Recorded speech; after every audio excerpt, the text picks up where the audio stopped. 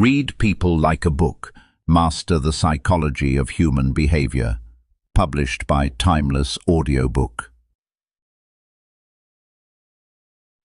Introduction. People are not as mysterious as they appear once you understand what drives them. Every conversation, every reaction, every silence, and every choice is a psychological clue.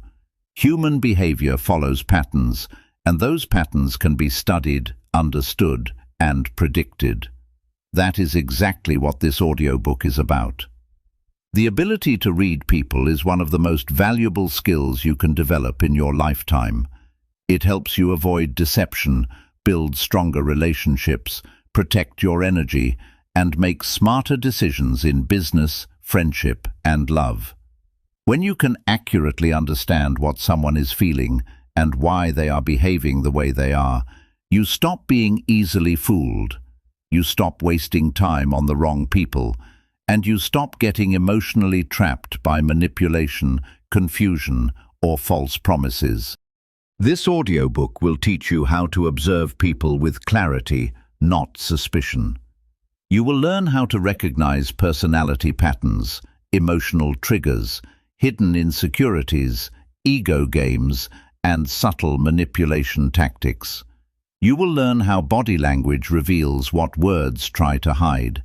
You will learn why some people are trustworthy and others are dangerous, not because they look evil, but because their behavior always leaves a trail. In this audiobook, we will explore the psychology behind human behavior in a way that is practical, timeless, and powerful. These lessons are not about judging others, they are about understanding them. And once you understand people, you gain something priceless: control over your own reactions. Because when you can read people like a book, you stop being surprised by betrayal. You stop being confused by mixed signals. You stop falling for empty charm, and you start seeing the truth before it becomes pain. This is a skill that can change your entire life, because life is built on people, and the person who understands people holds the advantage. Let's begin. Chapter 1. Stop listening to words. Watch patterns. If you want to read people like a book, you must learn one simple truth. Words are easy. Words are cheap. Words can be rehearsed, polished, and presented like a performance. But patterns? Patterns are harder to fake. Patterns reveal the real person, and once you train your mind to notice patterns, you'll start seeing human behavior in a completely different way. A person can tell you they're honest, they can tell you they're loyal, they can tell you they care.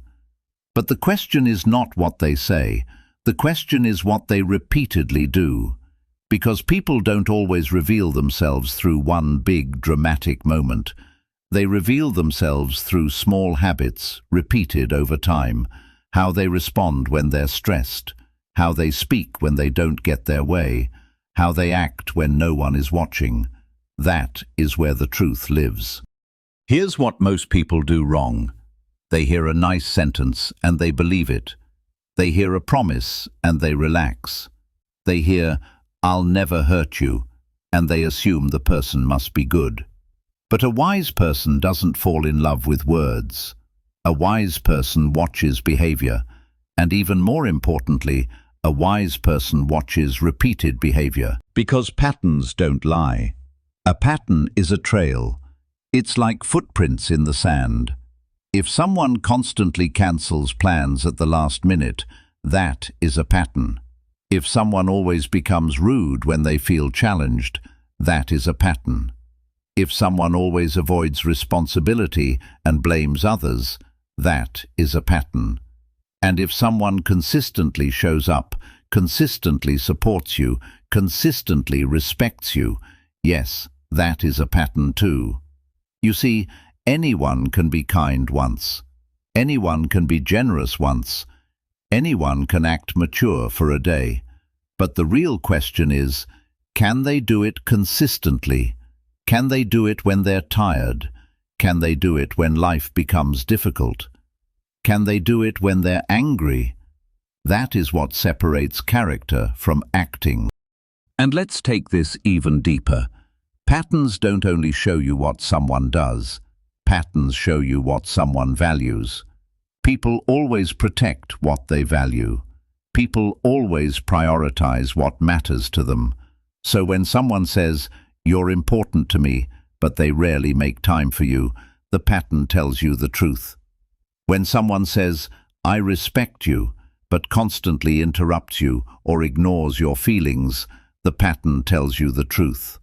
Words may sound good, but patterns are louder. Now here is where your power begins. When you stop being hypnotized by what people say, you stop getting manipulated. Because many people know how to talk. Some people are experts at saying the right thing. They know how to sound sincere. They know how to sound emotional. They know how to sound convincing. But if their actions don't match their speech, you are not dealing with honesty. You are dealing with performance. So from today onward, train yourself to become a student of behavior. Don't rush to judge someone based on a first impression. Don't rush to trust someone based on a sweet conversation. Give it time. Watch how they handle pressure. Watch how they treat waiters, strangers, and people who cannot benefit them. Watch how they behave when they lose. Watch how they behave when they win. These moments expose what is hidden. And here's a simple rule you can remember. When someone shows you who they are, believe them the first time. Not the version of them you hope is real, not the version of them you imagine. Believe the evidence.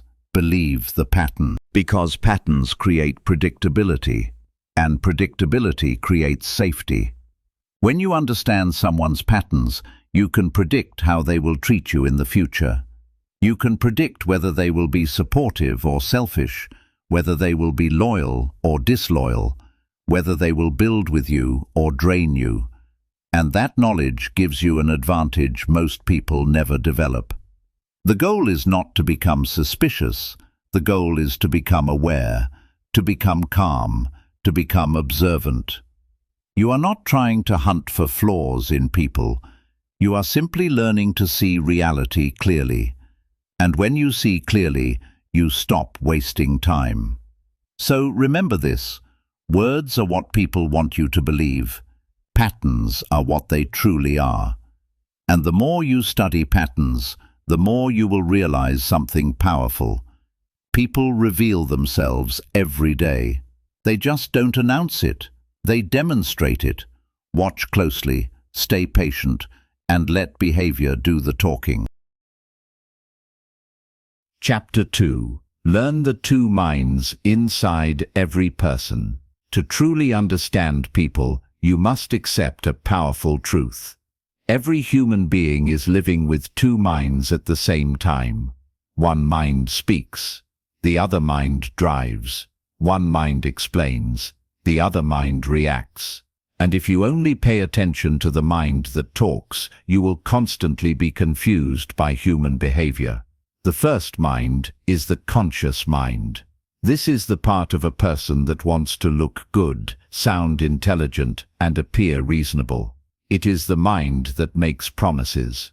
It is the mind that gives excuses.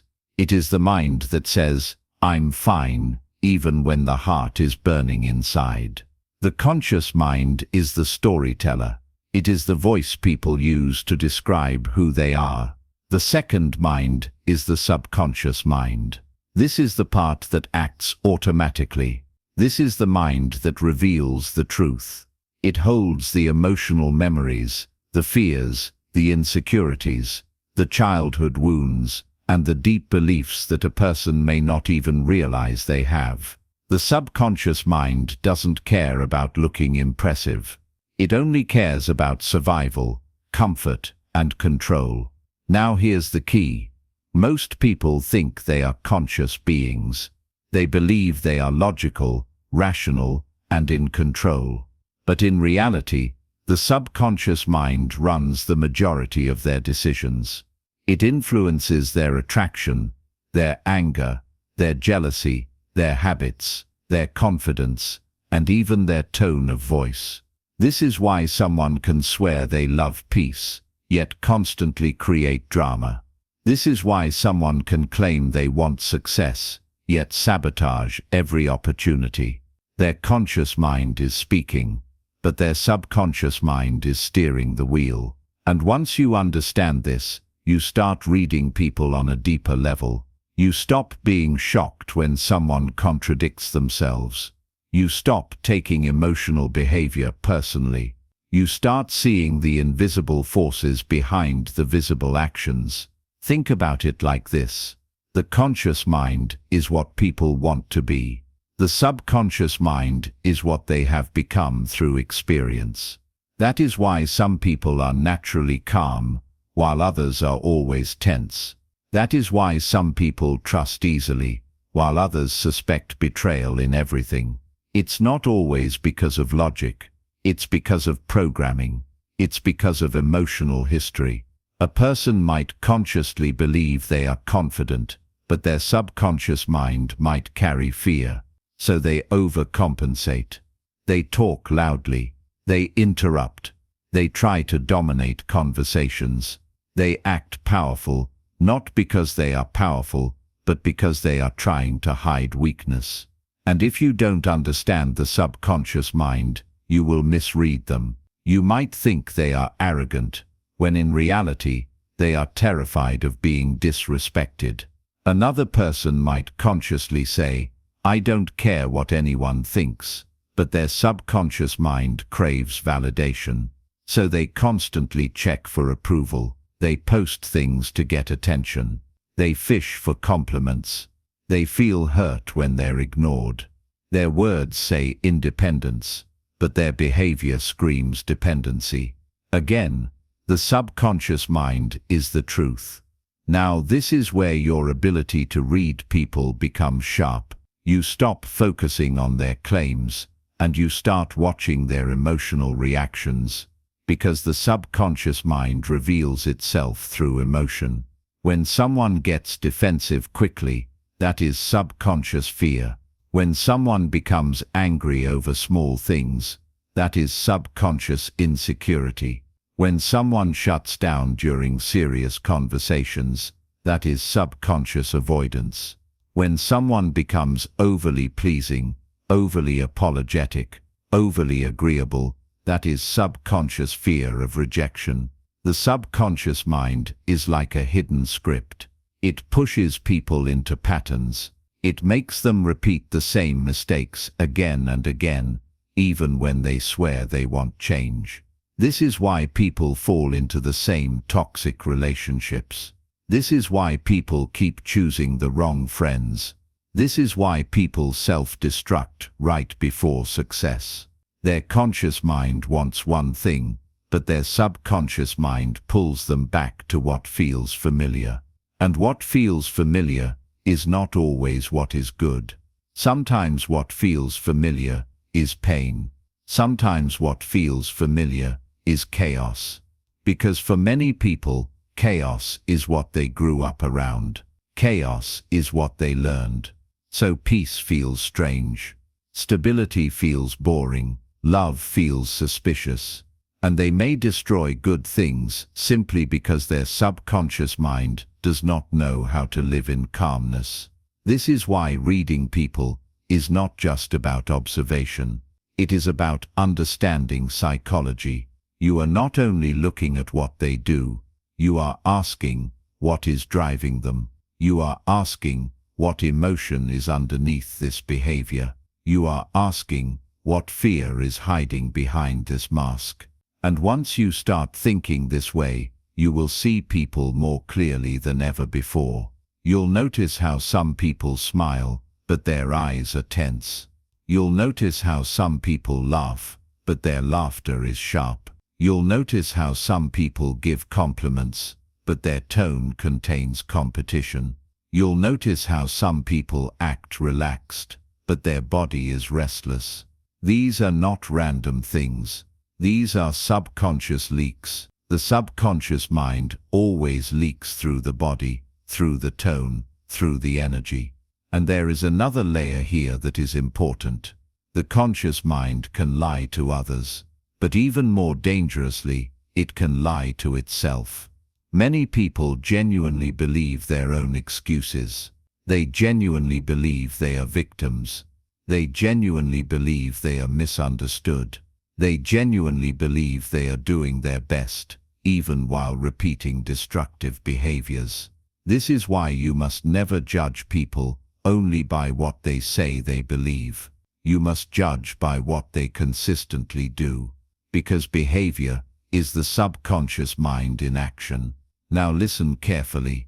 When you understand the two minds inside people, you become less emotional, you become less reactive. You stop taking everything personally, because you realize that many people are not responding to you, they are responding to their own inner programming. Their anger might not be about you. Their coldness might not be about you.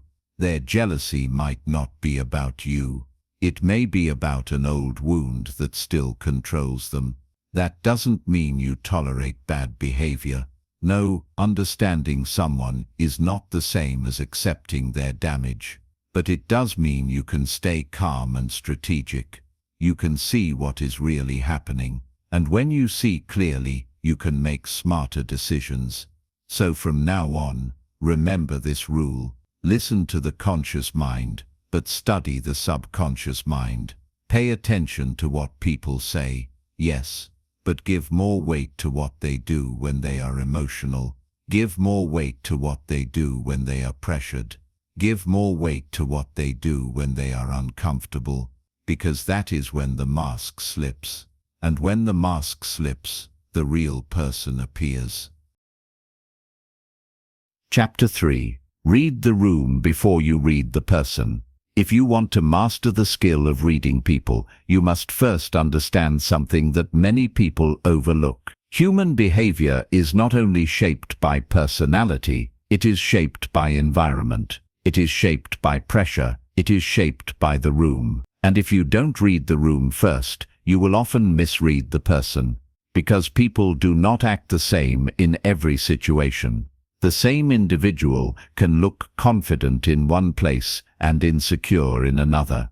They can look kind in one setting and cold in another. They can look calm at home and aggressive in public. And if you judge them too quickly, without understanding the context, you may label them incorrectly. The truth is, every room has a mood. Every room has a power structure. Every room has an invisible emotional temperature. And people respond to that temperature, whether they realize it or not. When you walk into a room full of tension, even the strongest person feels it. When you walk into a room full of laughter, even the quietest person becomes lighter. When you walk into a room full of judgment, people begin performing. They become careful. They become defensive. They become fake. This is why reading people is not just about watching their faces. It's about understanding what is influencing them at that moment. Let's say you meet someone at a formal event. They speak politely, smile, and act composed. You might assume they are calm and confident, but the truth could be that they are nervous, and they are using politeness as a shield. Now imagine meeting the same person in a relaxed setting, like with close friends. Suddenly they are louder, more expressive, even playful. Which one is the real personality? The answer is both. You didn't meet two different people. You met the same person in two different environments. This is why wise observers never rush to conclusions. They watch people in different situations before deciding who they truly are. Here is something important.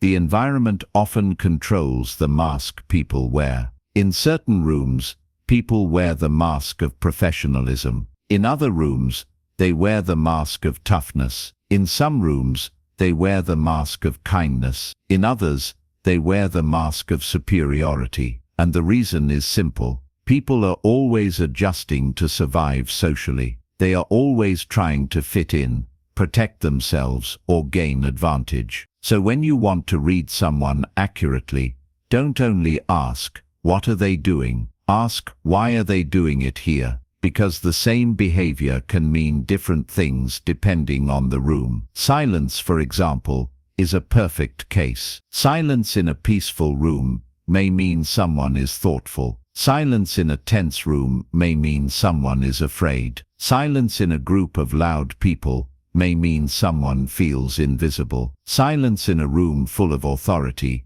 may mean someone is trying not to make a mistake. If you don't read the room, you'll misinterpret the silence. Even confidence can be misleading. Some people look confident because they are surrounded by people who admire them. But remove that support. Put them in a room where they are not the center, and suddenly their confidence disappears. That tells you something powerful. Their confidence is not internal. It is borrowed. It is dependent on attention. Now think about this. A person's behavior is often a reaction to what they believe the room expects. Some rooms reward humility. Some rooms reward dominance. Some rooms reward humor. Some rooms reward silence. And people adjust. They become whatever gives them safety or respect. This is why reading the room is like reading the stage before you judge the actor. And here is another powerful truth. Certain rooms bring out the worst in people. A competitive environment can reveal jealousy. A stressful environment can reveal impatience. A room full of gossip can reveal who enjoys tearing others down. A room full of opportunity can reveal who is hungry and who is lazy. The room does not create their nature, but it exposes it. It pulls it out. So when you enter any environment, train yourself to observe the atmosphere first. Is it relaxed or tense? Is it respectful or mocking? Is it open or secretive? Are people comfortable or are they performing? Once you understand the emotional climate, you will understand why people are acting the way they are. And there is one more layer that makes this skill even more powerful. In every room, there is a hierarchy. Sometimes it is obvious, sometimes it is hidden, but it is always there. Someone has influence, someone has control, someone has social power, and the way people behave around that person reveals their character. Watch how people act when they are around someone they want to impress. Watch how they act around someone they believe is beneath them. Watch how they act when they are not being watched. These changes are not accidents. They are signals. They are signals. They are psychological clues. A person who changes completely depending on who is in the room is showing you something. They may be insecure. They may be desperate for approval. They may be strategic, they may be fake, but one thing is clear, their personality is flexible, and that flexibility tells you they are not grounded. Now to be fair, everyone adjusts a little, that is normal, that is human, but the question is, how much they adjust. A mature person remains consistent in character, even when the environment changes. They may speak differently, yes. They may behave more formally, yes, but they do not become a different person. This is why you must observe consistency across environments. If someone is kind only when they are praised, that is not kindness. If someone is respectful only when they need something, that is not respect. If someone is honest only when it benefits them, that is not honesty. The room simply reveals what was already inside. So remember this, reading people is not a guessing game, it is a process, and the process begins with the room. Before you judge someone, ask yourself, what pressure are they under? What role are they playing? What expectations are in the air? What emotional energy is controlling the space? Because once you understand the room, you can understand the person inside it. And when you master this, you become socially intelligent, you become aware, you become sharp, you stop being fooled by appearances, you stop being misled by performance, and you start seeing people as they truly are. Chapter 4. Spot insecurity before it speaks. Insecurity is one of the most powerful hidden forces in human behavior. It controls decisions, ruins relationships, creates conflict, and silently destroys potential. And the dangerous part is this: insecurity rarely announces itself. It doesn't walk into the room and say, "Hello, I feel small." Instead, it wears a costume. It hides behind confidence. It hides behind anger. It hides behind jokes. It hides behind pride. And if you don't learn how to recognize it, you will constantly misread people. To read people like a book, you must understand that insecurity is not always quiet. Sometimes it is loud. Sometimes it is aggressive. Sometimes it is arrogant. Many of the most difficult people you will ever meet are not strong people. They are insecure people trying to look strong. A secure person does not need to prove themselves. They don't need constant attention. They don't need to dominate every conversation. They don't need to tear others down. But an insecure person often feels like they must win every interaction just to feel safe. They may not even realize they're doing it. Their ego is simply trying to protect a fragile self-image. One of the clearest signs of insecurity is overreaction. Watch closely how someone responds to small criticism. A secure person can handle feedback. They may not enjoy it, but they can process it. They can listen. They can adjust. But an insecure person becomes defensive immediately. They argue. They justify. They attack. They shift blame. Why? Because criticism feels like danger to them. It doesn't feel like advice. It feels like exposure. And once you understand that, you stop taking their defensiveness personally. You realize it is not about the words. It is about what the words trigger inside them. Another major sign of insecurity is the need for constant validation. Some people cannot sit comfortably with themselves. They need praise like oxygen. They need reassurance again and again. They ask questions that are not really questions, but traps. Do you think I did okay? Are you sure you're not upset? Do you still like me? They may act like they're joking, but deep inside, they are checking for emotional safety.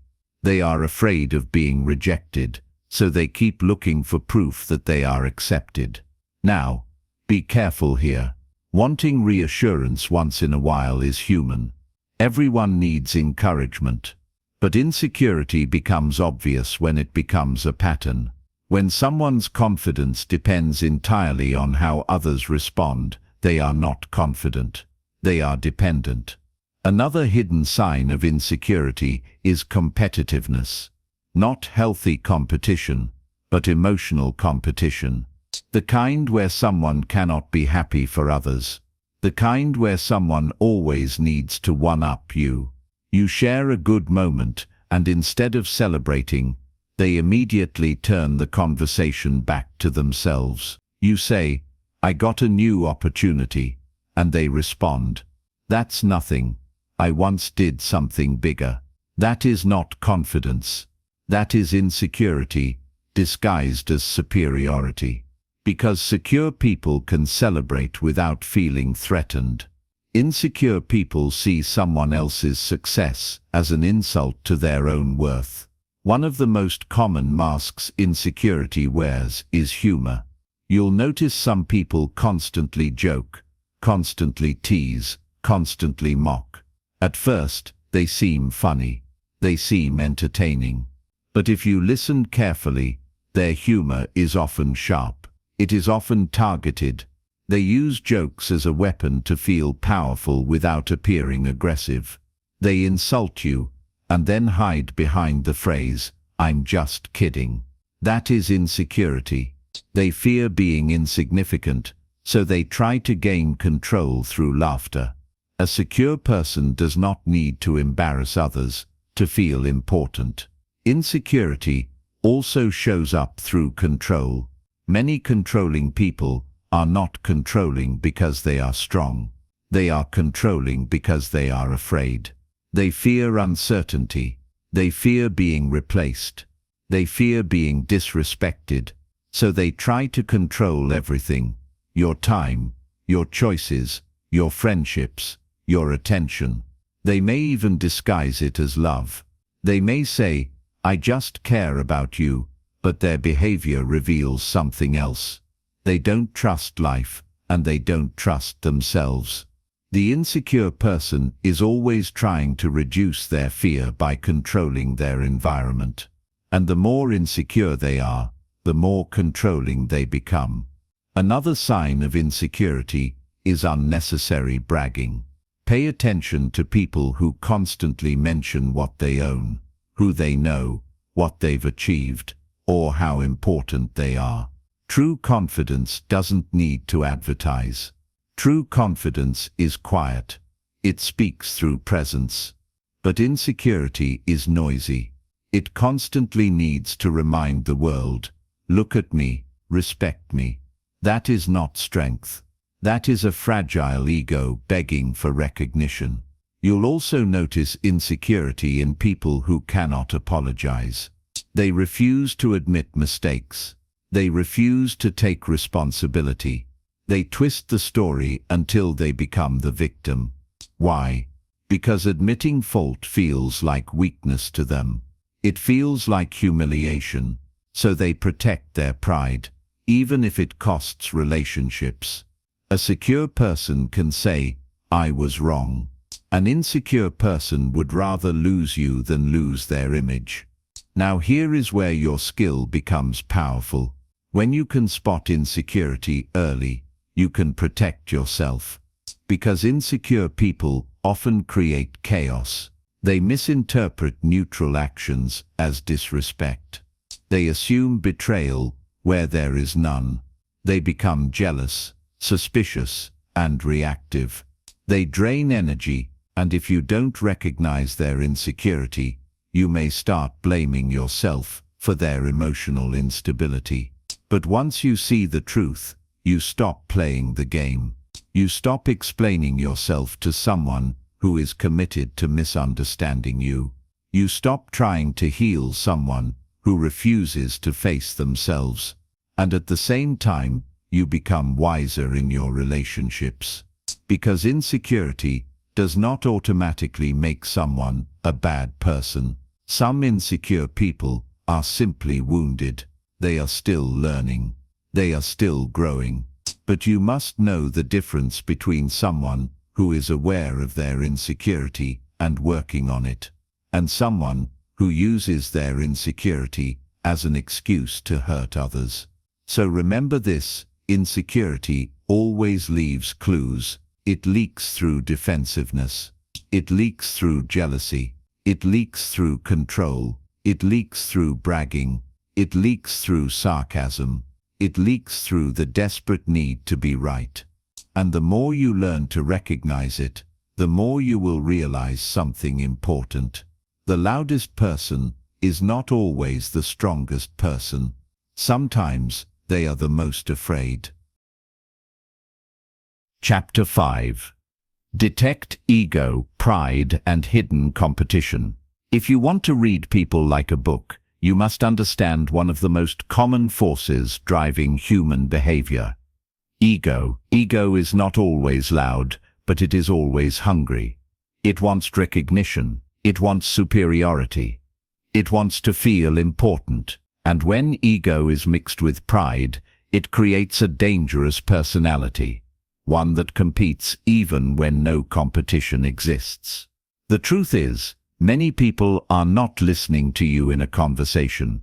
They are measuring themselves against you. They are comparing. They are calculating. They are silently asking, "Am I above this person or below this person?" And once you see this, you start understanding why certain interactions feel tense, even when nothing negative was said. Ego is the invisible scoreboard in someone's mind. A person with a healthy ego has self-respect. They have confidence. They can accept their strengths without needing to prove them. But a person with an unhealthy ego needs to win. They need to dominate. They need to feel like they are ahead. And that is where hidden competition begins. One of the clearest signs of ego is interruption. Pay attention to people who constantly cut you off. Not once or twice.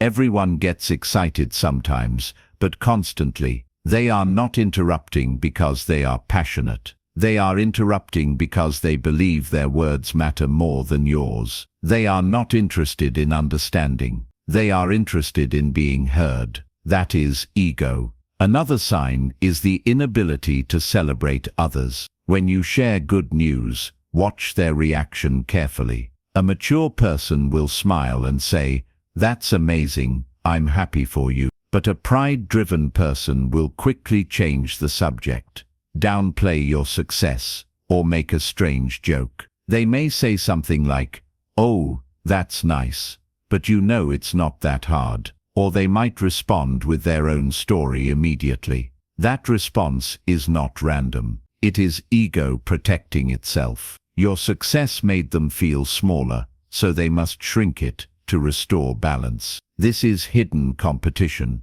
and it is far more common than people realize. You see, ego does not always attack directly. Sometimes it attacks through subtle comments, through sarcasm, through backhanded compliments. "Wow, you actually did good. I didn't expect you to pull that off. You're lucky." These words may sound harmless, but the tone carries poison. The message underneath is clear.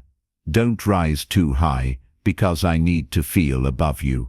Pride is ego's armor. Pride refuses to admit mistakes. Pride refuses to apologize. Pride refuses to look weak. And pride is often the reason relationships collapse. Because when pride enters the room, honesty leaves. A prideful person will argue even when they know they are wrong. They will twist logic, shift blame, and change the topic, just to avoid saying 3 powerful words. "I was wrong." They would rather protect their image than protect the relationship. That is not strength. That is insecurity, dressed as strength. Now, here's something important. Ego and pride are not always visible in obvious arrogance. Sometimes ego hides behind humility. Some people pretend to be modest, but they secretly want recognition. They might say, "Oh, it's nothing," while hoping you respond, "No, you're incredible."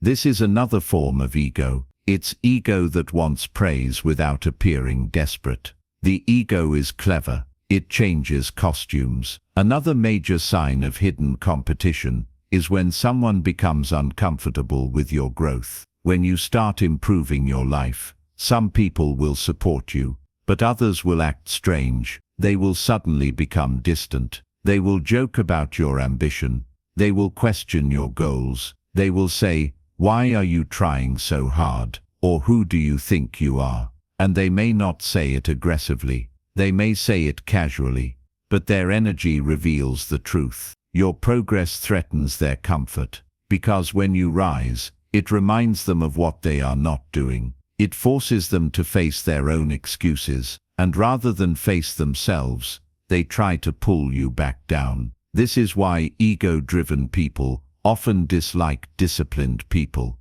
They dislike focused people. They dislike ambitious people. Not because ambition is bad, but because ambition exposes laziness, discipline exposes weakness, and ego hates exposure. You can also detect ego through storytelling. Pay attention to how someone tells stories. Do they always position themselves as the hero? Do they always make themselves look smarter than everyone else? Do they exaggerate their achievements? Do they always blame others when something goes wrong? That's ego. That's someone who is constantly building an image, because they are afraid of being ordinary. Now, let's talk about something deeper. Ego is often the reason people become emotionally unsafe. A prideful person does not handle rejection well. They don't handle being ignored well. They don't handle losing well. They may become bitter. They may become cruel. They may become vindictive, because their self-worth is attached to winning. And when they lose, they feel humiliated. That is why ego is not just annoying. Ego can be dangerous, but here's the good news. When you can detect ego early, you gain power. You stop trying to prove yourself. You stop trying to impress people who are secretly competing with you. You stop oversharing your plans with someone who wants you to fail. You become calm. You become careful. And you also learn something important. You don't need to fight ego with ego. You don't need to compete with someone who is competing with you. You can simply observe them, understand them, and choose how close they should be in your life. Because not everyone is your enemy, but not everyone is your friend either. So remember the signs. Ego interrupts. Ego compares. Ego downplays your success. Ego needs to be right. Pride refuses to apologize. Hidden competition shows up when people secretly dislike your progress. And once you learn to spot these behaviors, you stop being confused by people's strange reactions. You realize it was never about you. It was about their need to feel superior. And the moment you understand that, you become emotionally untouchable. Chapter 6. Master the art of reading body language naturally. Body language is the silent language that never stops speaking. Even when a person says nothing, their posture, their facial expression, their eyes, and their movements are constantly sending signals. And if you learn to read those signals naturally, without paranoia, without overthinking, you will start understanding people on a level most people never reach. Now let's be clear about something. Body language is not magic. It is not a perfect lie detector. One gesture alone doesn't mean everything. A person crossing their arms doesn't automatically mean they are angry. A person avoiding eye contact doesn't automatically mean they are lying. The real skill is not spotting one movement. The real skill is reading clusters, reading patterns, reading changes. Because body language becomes powerful when you compare it to a person's normal behavior. What matters most is not what they do once. What matters is what they do when something changes emotionally. For example, if someone is relaxed and open, their body usually looks loose. Their shoulders are down. Their breathing is steady. Their movements are smooth.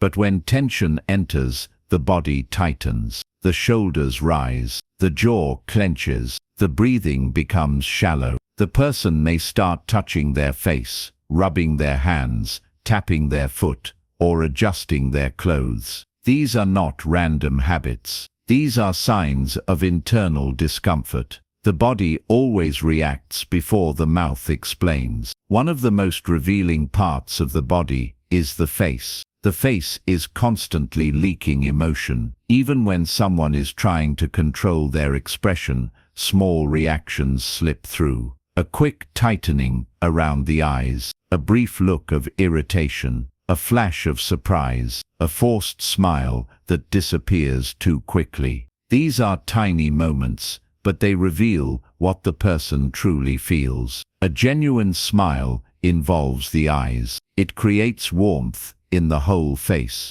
But a fake smile often sits only on the lips. It looks polite, but it feels cold. And once you train your awareness, you'll start noticing the difference instantly. Now, let's talk about the eyes. People love to say, "The eyes never lie," and while that's not always true, the eyes do reveal a lot. When someone feels confident, their eye contact is steady, but relaxed. They don't stare aggressively, and they don't look away constantly. When someone feels nervous, their eyes often move quickly. They may glance down, glance sideways, or blink more than usual. When someone feels threatened, they may stare too hard, as if trying to dominate the moment. Eye contact is not just about honesty. It is about emotional state. And pay attention to how quickly someone breaks eye contact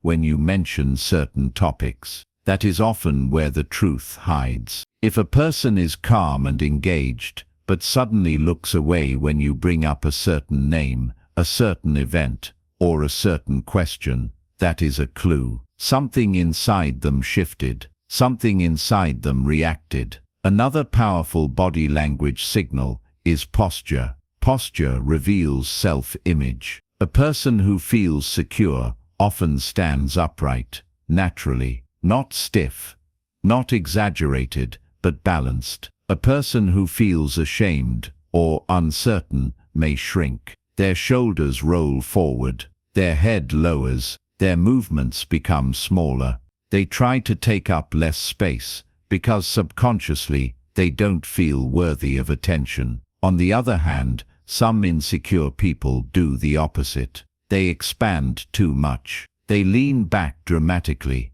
They spread out. They try to occupy space, like a king. That is not confidence. That is compensation. It is the body trying to create power because the mind feels weak. This is why body language must always be read with context. The same posture can represent confidence or insecurity, depending on the person. Now let's move to the hands. Hands reveal nervousness faster than almost anything else. When someone is anxious, their hands become restless. They touch their face, scratch their neck, adjust their watch, rub their palms, crack their knuckles, or fidget with objects. The hands are like emotional antennas. When the mind is uneasy, the hands begin searching for relief. But here is the key: don't judge someone for being nervous. Nervousness does not mean guilt. Nervousness often means pressure. Pressure could mean they care about your opinion. Pressure could mean they feel intimidated. Pressure could mean they are hiding something. Yes, but it could also mean they are simply uncomfortable. So the goal is not to accuse. The goal is to observe. Now, one of the most overlooked body language signals is feet direction. Most people watch the face, but the feet often reveal true interest. When someone is engaged, their feet tend to point toward you. When they want to leave, their feet often point toward the exit or away from the conversation. Even if they are smiling, their feet may be telling a different story. Their body wants to escape. The feet are honest because most people don't control them consciously. Another major clue is personal space. People protect their space when they feel unsafe. They lean away. They create distance. They keep objects between you and them. They may hold a bag close or cross their arms. But when someone feels comfortable,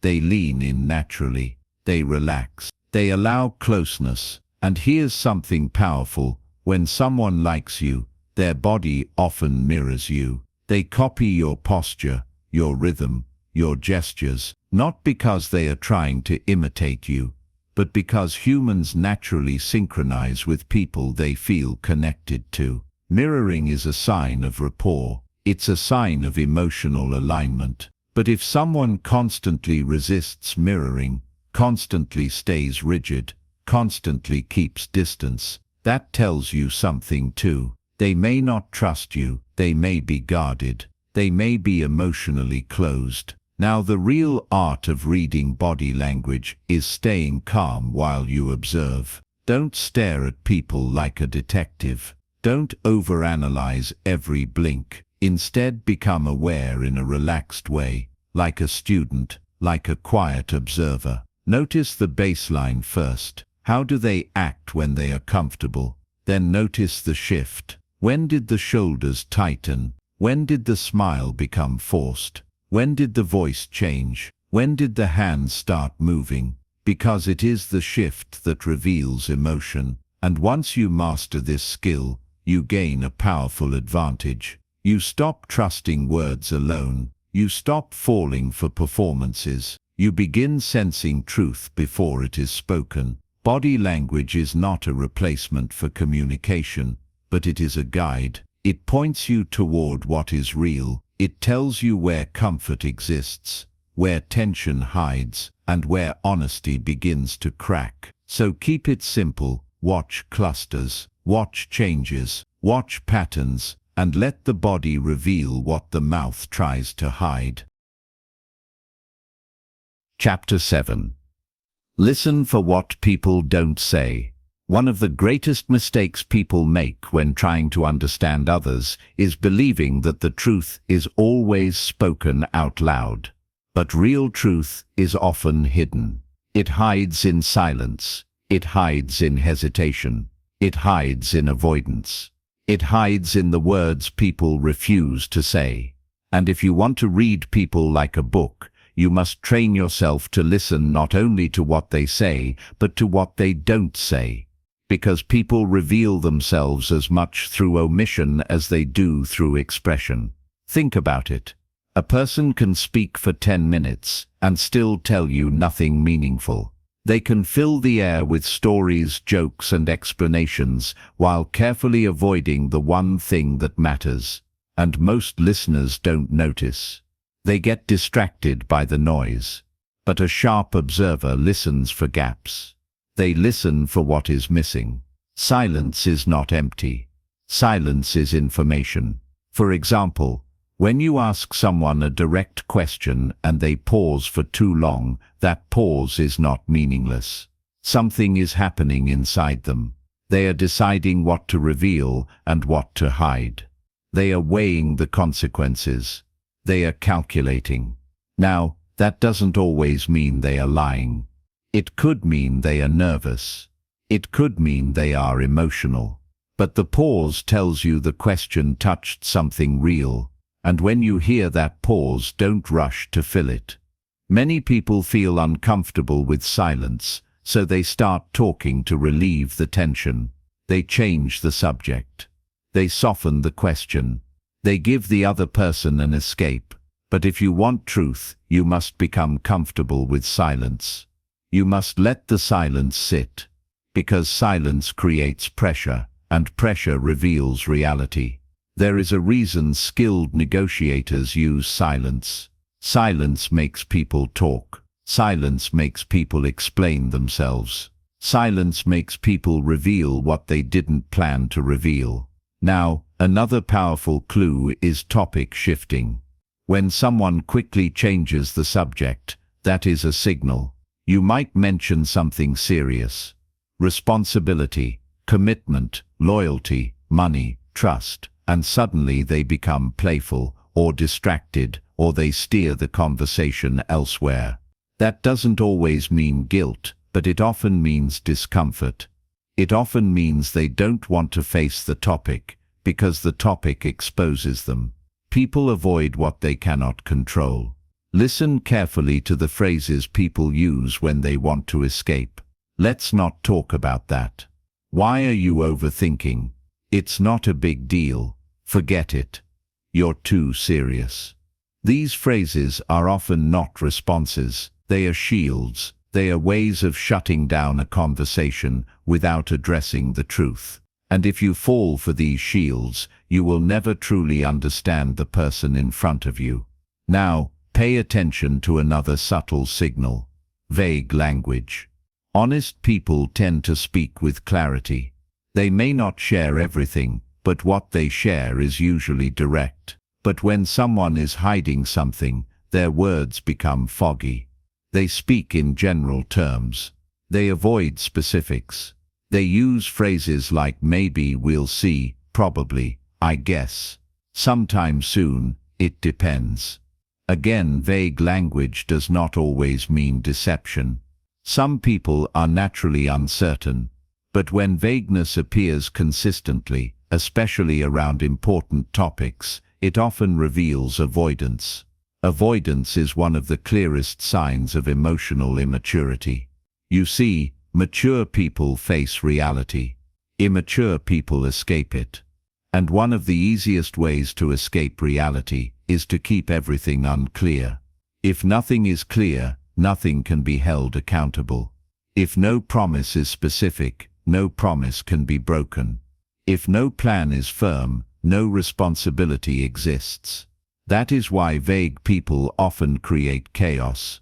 They keep others confused, and confusion becomes their protection. Now, here is another thing to listen for: emotional absence. Sometimes people respond with words, but without emotion. They say the correct sentence, but it feels empty. You might share something personal, something painful, something meaningful, and they respond with something flat like, "Oh, okay," or "That's crazy," or "Yeah, I understand." But you can feel that they don't truly connect. They don't ask deeper questions. They don't show curiosity. They don't show concern. That emotional absence is a message. It tells you their heart is not present. And this is important because many people mistake politeness for care. Someone can be polite and still not care. Someone can say, "I'm here for you," and still disappear when you need them. This is why you must listen not only to their words, but to the energy behind them. Does their voice show sincerity? Do they ask follow-up questions? Do they remember what you said later? Do they show effort? That is where the truth lives. Now, one of the strongest ways people reveal themselves is through what they avoid apologizing for. Watch carefully when someone hurts you. Do they apologize directly, or do they give a fake apology? Some people say, "I'm sorry you feel that way." That is not an apology. That is blame disguised as kindness. Some people say, "I'm sorry but you." That is not an apology either. That is defense. A real apology takes responsibility. It doesn't twist the story. It doesn't shift the fault. So when someone cannot say, "I was wrong," that silence speaks louder than any words they offer. Also listen for what people never talk about. If someone never speaks about gratitude, they may be entitled. If someone never speaks about responsibility, they may be immature. If someone never speaks about growth, they may be stagnant. If someone never speaks about values, they may be empty. What people repeatedly ignore often reveals what they lack. Now, here is where your skill becomes a superpower. When you listen for what people don't say, you stop being fooled by charm. You stop being hypnotized by smooth talk. You start noticing what is missing: accountability, honesty, emotional depth, consistency. And once you notice what is missing, you can make better decisions about who deserves access to your life. Because sometimes the danger is not in what a person says. The danger is in what they refuse to say, the truth they avoid, the responsibility they dodge, the emotions they suppress. So train yourself to listen deeper. Listen for the pauses. Listen for the changes in tone. Listen for the subject shifts. Listen for the vagueness. Listen for the missing emotion. Because when you learn to hear what isn't being said, you begin to hear the truth clearly. And in a world full of noise, that is power. Chapter 8. Identify emotional triggers and weak points. Every person has emotional triggers. Every person has sensitive areas. Every person has a psychological weak spot that can be touched, activated, and exposed. And if you want to read people like a book, you must learn how to recognize these triggers. Not so you can hurt people, but so you can understand them, protect yourself, and navigate relationships with wisdom. Because a person's triggers reveal their inner world. They reveal what they fear. They reveal what they crave. They reveal what they have not healed. A trigger is not just an emotional reaction. It is an emotional overreaction. It is when someone responds with a level of intensity that does not match the situation. You say something simple, and suddenly their mood shifts. You make a small comment, and they become defensive. You ask a normal question, and they snap. That is not about your words. That is about their wound. And here is the truth. The strongest reactions often point to the deepest insecurities. When you understand this, you stop being confused by people's emotional storms. You stop thinking, why are they acting like this? And instead, you begin asking the right question, what did this touch inside them? Because triggers are like pressure points. They reveal hidden pain. Some people are triggered by criticism. Even gentle feedback feels like an attack. Why? Because deep down they fear being inadequate. They fear being exposed. They fear not being good enough. So when you point out a flaw, even respectfully, their ego panics. Their pride jumps in to defend them. They may argue, deny, or attack back. Not because you were cruel, but because their self-worth is fragile. Others are triggered by rejection. If you don't respond fast enough, if you cancel a plan, if you show interest elsewhere, they become angry or cold. They may pretend they don't care, but their behavior becomes sharp. Why? Because rejection reminds them of abandonment. It reminds them of being unwanted. So instead of expressing vulnerability, they protect themselves through aggression. And this is important. Triggers often create the opposite behavior of what the person truly feels. Someone who feels afraid may act angry. Someone who feels hurt may act indifferent. Someone who feels insecure may act controlling. The trigger activates the subconscious mind, and the subconscious mind chooses defense. Defense is the language of pain. Now, one of the easiest ways to spot triggers is to observe what people argue about repeatedly. What do they take personally? What do they constantly complain about? What do they always interpret as disrespect? These are not random topics. These are emotional landmines. If someone is always sensitive about money, status, beauty, intelligence, loyalty, or respect, it is because they have a deep fear in that area. A person who is secure about their intelligence doesn't get offended when someone disagrees. A person who is secure about their appearance doesn't panic when they're not praised. A person who is secure about their value doesn't chase validation. But when insecurity exists, the trigger becomes obvious. Another powerful clue is defensiveness. When someone becomes defensive quickly, it often means you touched their identity. You touched something they are ashamed of. You touched something they want to hide. A secure person can talk calmly. They can explain. They can admit mistakes. But a triggered person cannot think clearly. They become emotional. Their voice changes. Their face tightens. Their logic disappears. Because the trigger pulls them out of the present moment and throws them into an emotional memory. This is why triggers are so intense. The person is not reacting only to you. They are reacting to an old experience. An old insult. An old betrayal. An old failure. An old humiliation. You just happened to touch the same wound. And once you understand this, you gain a major advantage in reading people. You stop seeing reactions as random. You start seeing them as psychological fingerprints. Now let's talk about weak points. Weak points are not always obvious. Sometimes people hide them well, but they still leak through behavior. For example, a person who is secretly afraid of being ignored may constantly seek attention. A person who is afraid of being disrespected may always try to control the conversation. A person who is afraid of being seen as ordinary may constantly show off. These behaviors are not personality traits. They are protection mechanisms.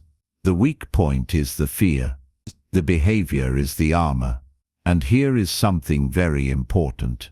A person's weak point is often connected to what they value most. People are not triggered by things they don't care about. They are triggered by what matters deeply to them. Someone who values loyalty becomes triggered by suspicion. Someone who values respect becomes triggered by criticism. Someone who values control becomes triggered by uncertainty. So when you want to understand someone's psychology, look at what makes them emotional. Look at what makes them angry. Look at what makes them defensive. Because emotion reveals attachment. Emotion reveals importance. Now be careful. Many people make a mistake here. They see someone's trigger and they try to fix them. They try to heal them. They try to prove they are safe. But triggers are not healed through reassurance. Triggers are healed through self-awareness. A person must face their own weak points. They must own their wounds. And until they do, they will keep reacting the same way. So your job is not to heal everyone. Your job is to observe and protect your peace. When you identify someone's triggers, you can predict their behavior. You can predict what topics will cause conflict. You can predict what situations will bring out their worst side. You can predict whether they are emotionally stable or emotionally dangerous. And this knowledge is priceless. Because in life, you don't lose your peace because of strangers. You lose your peace because of the people you allow close to you. You lose your peace because you misread someone's emotional stability. You assume they are mature, but they are easily triggered. You assume they are calm, but they are secretly explosive. So learn to watch the emotional temperature of a person. Watch how they react when challenged. Watch how they react when corrected. Watch how they react when they don't get their way. These moments reveal their true level of emotional control, and emotional control is the foundation of character. Remember this: the calm person is powerful. The triggered person is predictable. The triggered person can be controlled, manipulated, and provoked easily. But the calm person is dangerous in a good way. They see clearly. They think clearly. They choose their response. So as you learn to read people, don't just watch what they say. Watch what shakes them. Watch what offends them. Watch what provokes them. Because the things that trigger a person are the things that control them. And once you know what controls them, you understand them. Chapter 9. Recognize manipulation before it controls you. Manipulation is one of the most dangerous social forces because it rarely looks dangerous. It often looks like charm. It looks like kindness. It looks like kindness. It looks like kindness. It looks like kindness. It looks like kindness.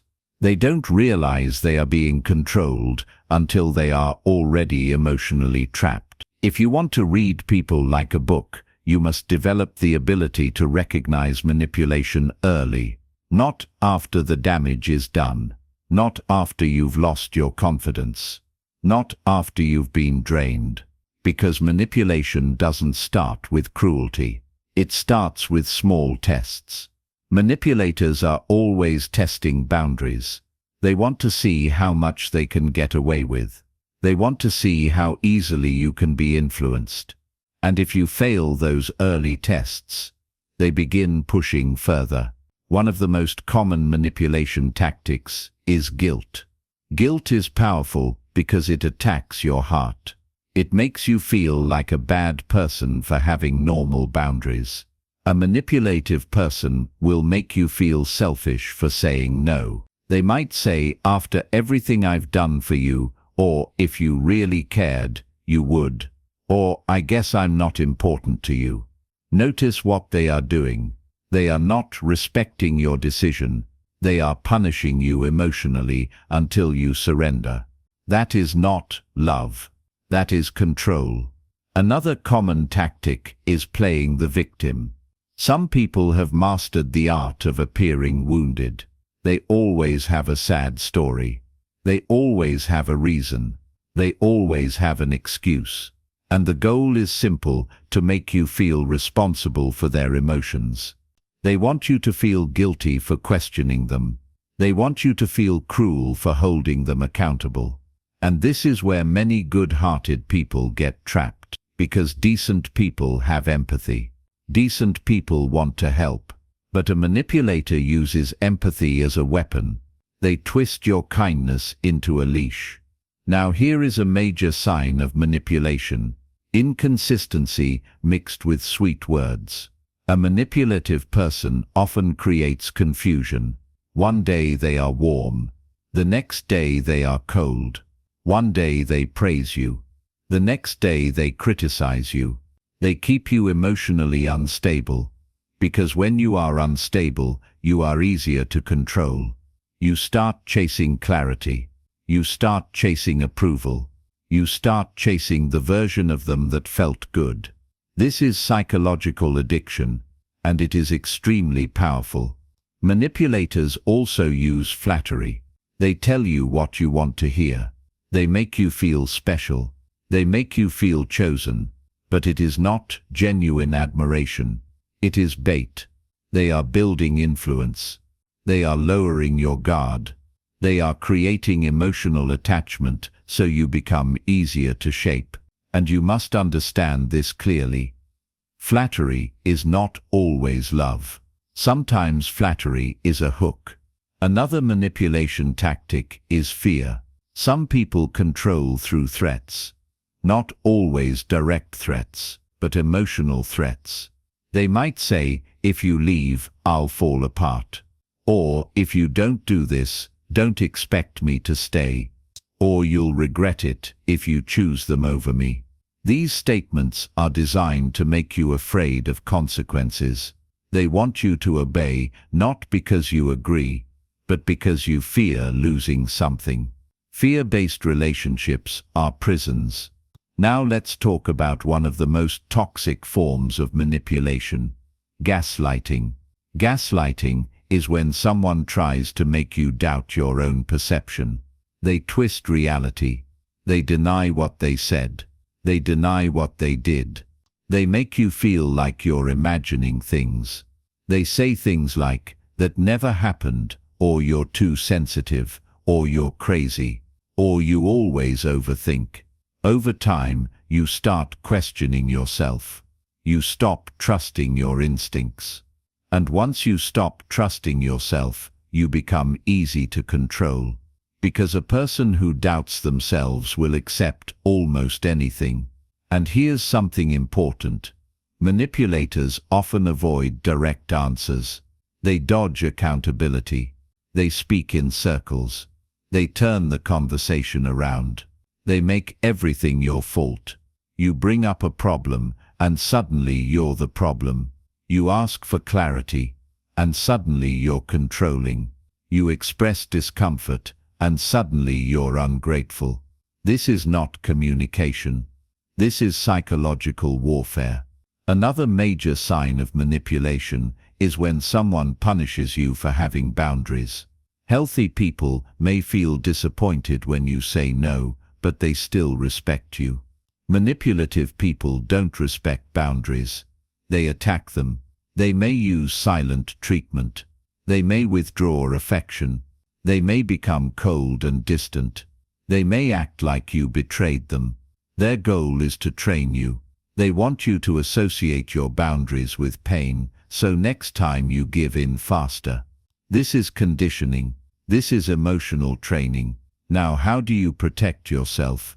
First, you must stop ignoring red flags. Many people see the signs, but they make excuses. They say, "Maybe they're stressed. Maybe they didn't mean it. Maybe I'm overreacting." But your instincts are often smarter than your logic. If something feels wrong consistently, it usually is. Second, watch how people respond to the word no. The word no reveals character. A respectful person may not like your decision, but they accept it. A manipulative person becomes emotional, aggressive, or guilt-driven. They push, they pressure. They try to change your mind. They act like your no is an insult. And third, watch whether someone respects your reality. When you express a feeling, do they listen? Do they care? Or do they immediately invalidate you? A manipulator hates your emotions because your emotions are evidence. Your emotions are a signal that something is wrong, and manipulators want you numb, not aware. Here is a rule you must remember. Manipulation thrives in confusion. If someone constantly leaves you confused, uncertain, and emotionally drained, that is not an accident. That is a pattern. A healthy person brings clarity. A manipulative person brings chaos. And the final truth is this: the best defense against manipulation is self-respect. When you respect yourself, you don't negotiate your boundaries. When you respect yourself, you don't chase approval. When you respect yourself, you don't fear losing someone who mistreats you. Because manipulators can only control people who are afraid to walk away. So learn the signs: guilt, victimhood, inconsistency, gaslighting, fear, silent punishment, dodging accountability. These are not small issues. These are warning signals. And once you learn to recognize manipulation before it controls you, you gain something priceless. Chapter 10. Understand human nature through attachment styles. If you want to truly understand human behavior, especially in relationships, you must understand one powerful psychological truth. People don't just love based on feelings, they love based on patterns. They love based on emotional programming. They love based on how safe or unsafe love has felt to them in the past. This is where attachment styles come in. Attachment style is the emotional blueprint a person carries, often unconsciously, that determines how they connect, how they trust, how they react to closeness, and how they handle conflict. And once you learn to recognize attachment styles, you stop being confused by people's behavior. You stop asking, why are they like this? And you start seeing the deeper cause behind the surface actions. Because most relationship problems are not about love. They are about fear. The first style is secure attachment. A securely attached person is emotionally stable. They don't play games. They don't punish you with silence. They don't disappear to create anxiety. They communicate. They are consistent. They can give love without losing themselves, and they can receive love without suspicion. They trust, not blindly, but naturally. They are not afraid of intimacy, and they are not afraid of independence either. A secure person doesn't chase and doesn't run. They walk with you. Now here is the truth. Secure people are rare, not because they are perfect, but because emotional maturity is rare. Many people are carrying wounds they never healed, and those wounds shape how they attach. The second style is anxious attachment. An anxiously attached person craves closeness, but they also fear losing it. They often overthink. They worry. They become sensitive to small changes. A delayed reply can feel like rejection. A change in tone can feel like abandonment. And because they fear being left, they may become overly giving, overly apologetic, overly attached.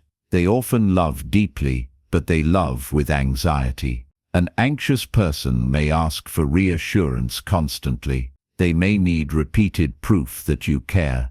They may become jealous easily. They may check your attention like someone checking the weather, because their emotional stability depends on it. And sometimes, without realizing it, they push people away by holding too tightly. Not because they want to control, but because they are afraid. If you understand this style, you begin to see that their clinginess is not always about you. It is about their fear of being abandoned. Often this fear comes from a past where love felt unstable. Maybe they grew up in an environment where affection was inconsistent. Maybe they were loved sometimes and ignored other times. So now their mind has learned love is unpredictable. Love can disappear at any moment, and because of that, they chase it. The third style is avoidant attachment. This is one of the most misunderstood types. Avoidant people often appear confident, independent, and emotionally strong,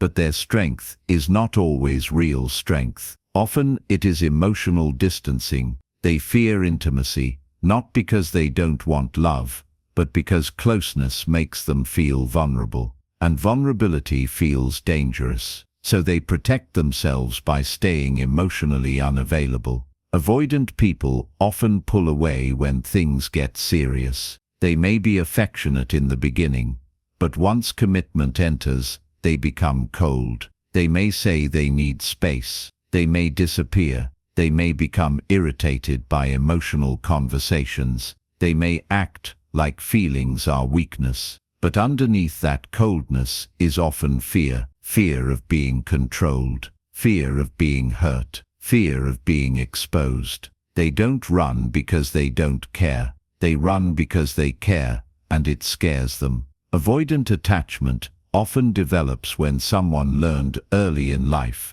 that emotions were not safe. Maybe they were punished for expressing feelings. Maybe they were ignored when they needed comfort. So they trained themselves to survive alone. They became emotionally self-sufficient, but that self-sufficiency became a wall. And here's the dangerous part. Anxious and avoidant people often attract each other. One chases, the other runs. One wants closeness, the other wants distance. One fears abandonment, the other fears being trapped. And this creates a painful cycle that feels intense, dramatic, and addictive. Many people mistake that intensity for love, but it's not love, it's emotional imbalance. The fourth style is fearful avoidant, sometimes called disorganized attachment. This is the most chaotic pattern. These people crave love, but fear it. They want closeness, but distrust it. They can be warm one day and cold the next. They may pull you in, then push you away. They may act affectionate, then suddenly disappear. Their emotions are unstable because their inner world is conflicted. They desire connection, but they expect pain. This attachment style often comes from deep emotional trauma, betrayal, or unpredictable environments. Their nervous system doesn't know what safety feels like. So even when love arrives, they feel anxious, and they sabotage it, not because they enjoy destruction, but because peace feels unfamiliar. Now, why does all of this matter when reading people? Because attachment styles reveal future behavior. If someone is secure, they will likely be consistent. If someone is anxious, they may become overly dependent. If someone is avoidant, they may withdraw when pressure rises. If someone is fearful avoidant, they may create emotional chaos. And when you understand these patterns, you stop expecting the wrong things from the wrong people. You stop begging an avoidant person for emotional depth. You stop trusting a fearful person to be stable. You stop confusing anxious attachment with devotion. And most importantly, you stop blaming yourself for someone else's emotional programming. But here is the most important lesson of all. Attachment style is not destiny. It is not a life sentence. People can change, but only if they are aware, only if they are willing to grow, only if they take responsibility for their emotional habits. And this is where your wisdom must guide you. Don't fall in love with potential. Don't fall in love with excuses. Watch behavior. Watch consistency. Watch accountability. Because a person's attachment style will shape how they love you, how they fight, how they communicate, and how they leave. So if you want to read people like a book, learn to ask this question quietly in your mind. Do they move toward love, or do they run from it? The answer will tell you everything you need to know. Chapter 11. Know who's loyal and who's just convenient. Loyalty is one of the rarest qualities in the world, and that is why it is one of the most valuable. Many people will smile at you. Many people will laugh with you. Many people will call you their friend. But true loyalty is not proven through words or good moods. Loyalty is proven through pressure. It is proven through difficult seasons. It is proven when staying connected to you brings no benefit.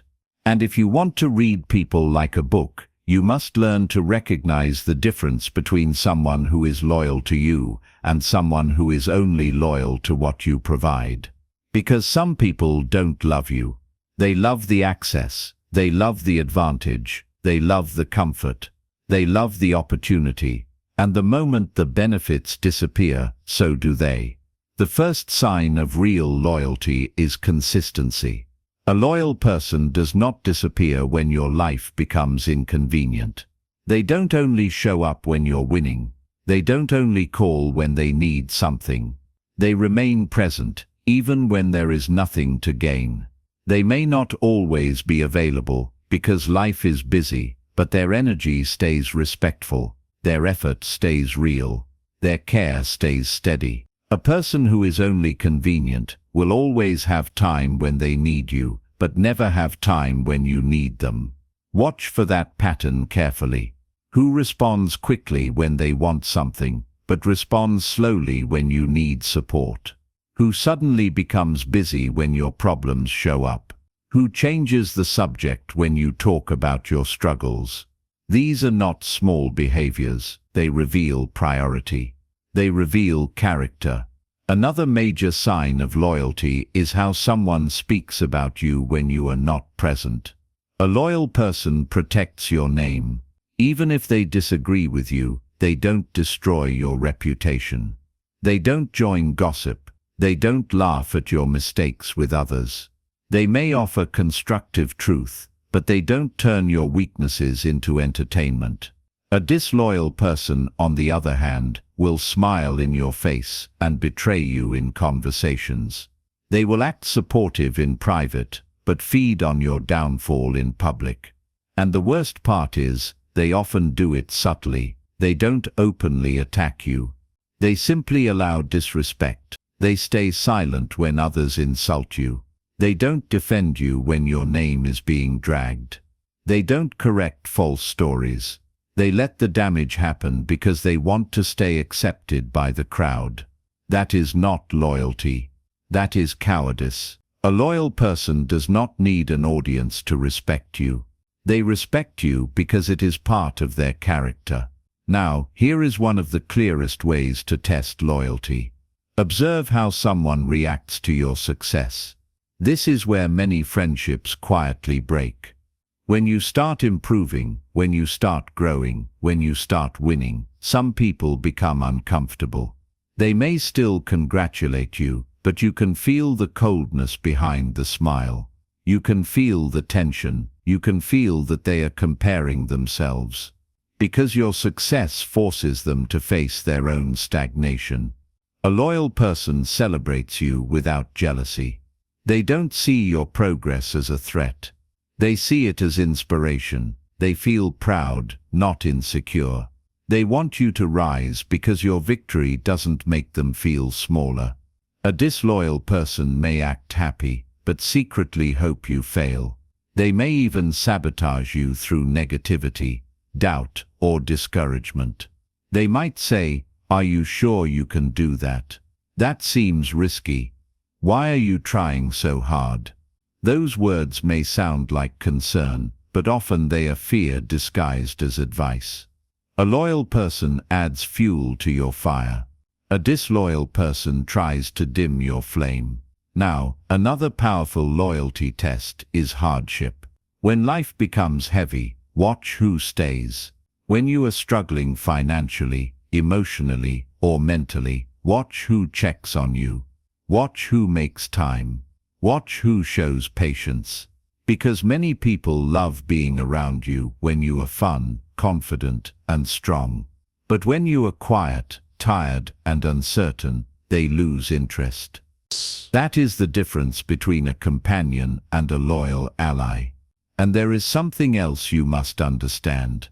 Loyalty is not only about being there physically, it is also about being emotionally sincere. Some people stay around, but they don't truly care. They listen, but they don't support. They are present, but they are not invested. They show up, but only to observe.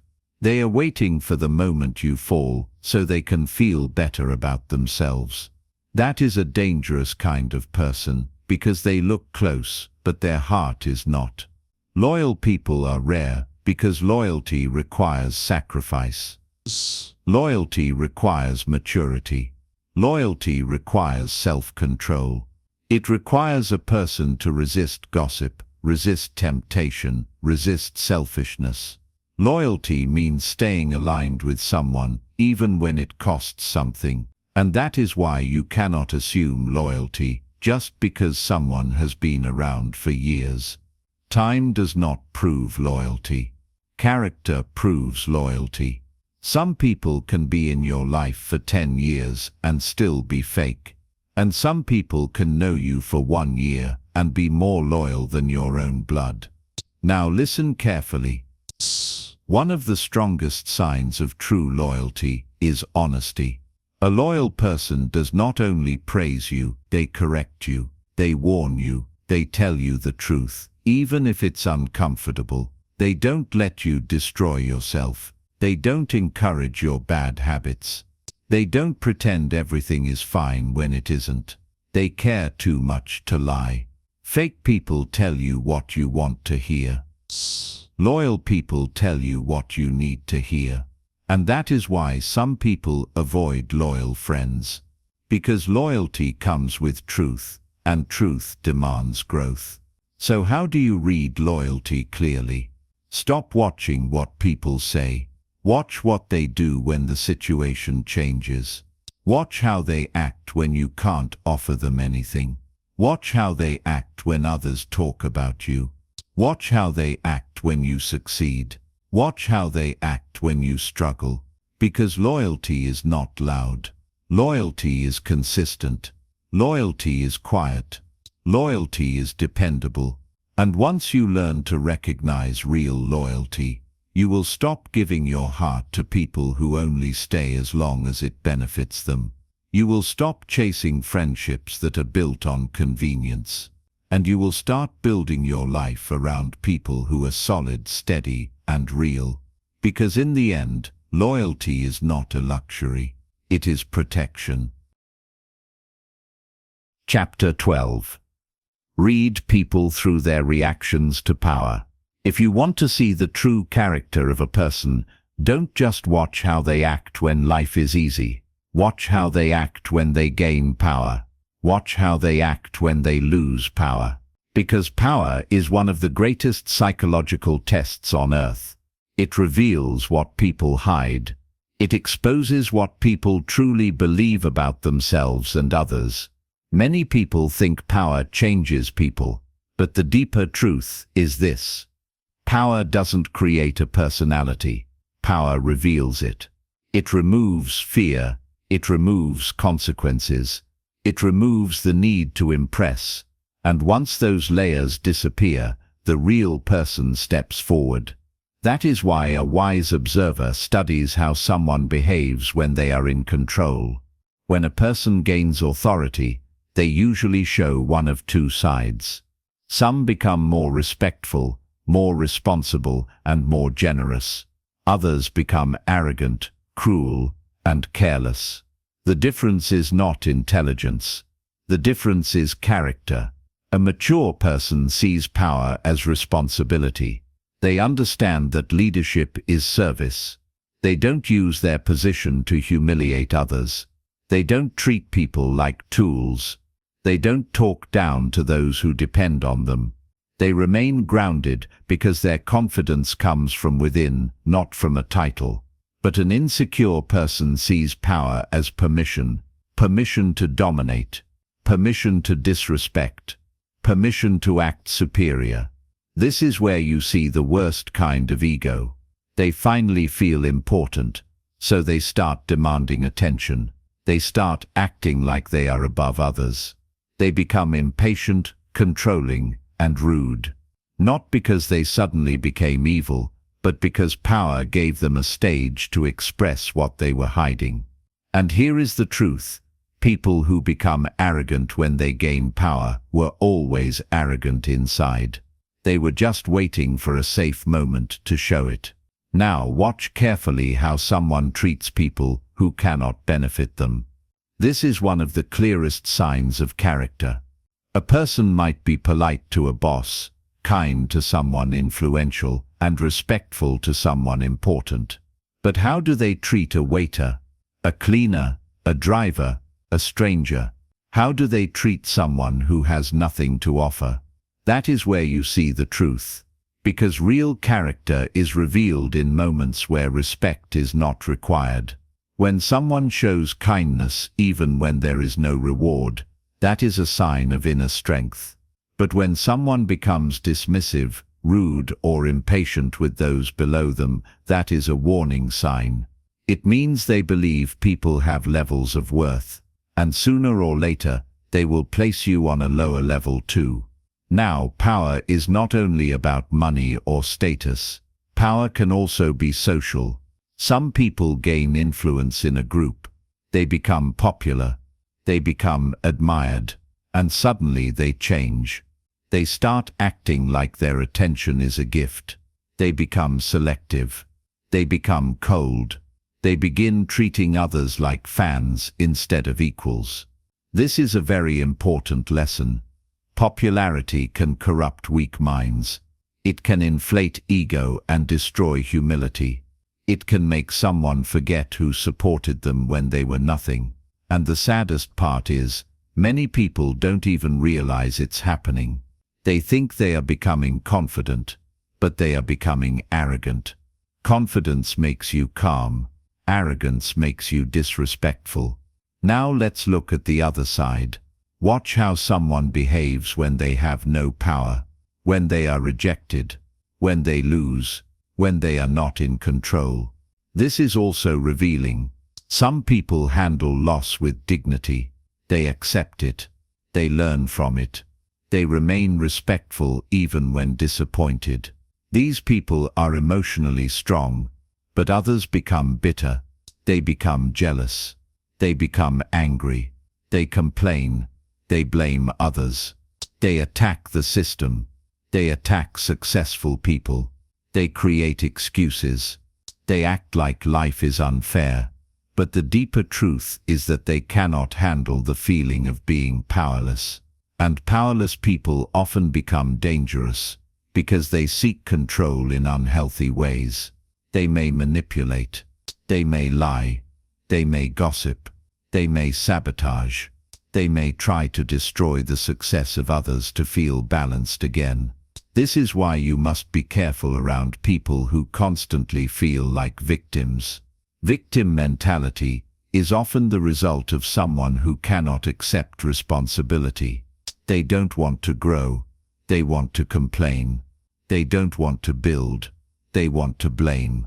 Now, another powerful sign is how someone reacts when you don't obey them. This is one of the strongest tests of power. Some people respect boundaries. They respect independence. They may disagree with you, but they still honor your choice. That shows maturity. But some people become offended when you say no. They take it personally. They punish you. They withdraw affection. They become aggressive. They try to pressure you into submission. And that reaction reveals a deep belief. They think they are entitled to control you. This is a massive red flag, because anyone who becomes angry when you assert your boundaries is not upset about your decision. They are upset that they can't control you. And the more power they gain over time, the worse they become. Power also reveals itself in small ways. Pay attention to how someone uses their voice when they feel in control. Do they become calmer and more respectful? or do they become louder and more demanding? Pay attention to how they handle disagreements. Do they listen, or do they shut others down? Pay attention to whether they give credit or take credit. Pay attention to whether they lift others up or treat them like competition. These details matter because they reveal how a person sees themselves in relation to others. And here is a final truth you must remember. People who respect others when they have power are rare, and people who remain humble when they gain success are even rarer. That is why you must never be impressed by someone's position alone. Titles do not impress the wise. Money does not impress the wise. Fame does not impress the wise. Character impresses the wise. So if you want to read people like a book, don't only watch their personality when life is normal. Watch what happens when they taste control. Watch what happens when they feel superior. Watch what happens when they have the advantage. Because power is like a mirror. It shows you what was already there. Chapter 13. Predict betrayal before it happens. Betrayal is one of the most painful experiences a person can face, not because it comes from strangers, but because it comes from someone close. Someone you trusted. Someone you opened your life to. Someone you believed would never turn against you. And the reason betrayal hurts so deeply is because it feels unexpected. But here is the hard truth. Most betrayal is not sudden. It is not random. It is not a lightning strike out of nowhere. Betrayal usually leaves signs long before it happens. The problem is, most people ignore those signs. They dismiss them. They make excuses. They don't want to believe what they are seeing. If you want to read people like a book, you must develop the ability to notice the early warnings. Not to become paranoid, but to become prepared. Because the smartest person is not the one who never gets betrayed. The smartest person is the one who sees betrayal coming and refuses to be blindsided. One of the first signs of potential betrayal is secrecy. When someone becomes unusually private, not in a healthy way, but in a suspicious way, pay attention. They hide small details. They become defensive when you ask normal questions. They protect their phone. They avoid simple transparency. Now, everyone deserves privacy. Yes, but secrecy is different. Secrecy has tension. Secrecy feels guarded. Secrecy feels like they are protecting something they know would hurt you. And secrecy almost always grows before betrayal happens. Another early sign is sudden distance. When someone who used to be close becomes emotionally colder, less engaged, less interested, something has shifted. Again, life can be busy. Stress can change moods, but the key is the pattern. If the distance becomes consistent, if the warmth disappears, if the connection feels forced, it often means they are mentally separating from you. And people often detach emotionally before they detach physically. A third warning sign is disrespect disguised as humor. When someone starts making small jokes at your expense, mocking you, or subtly humiliating you in front of others, don't ignore it. Disrespect is rarely harmless. Disrespect is usually the beginning of justification. They are lowering your value in their mind so that betraying you feels easier later. Because it's hard to betray someone you deeply respect. So the mind finds a way to reduce that respect. Now watch for jealousy.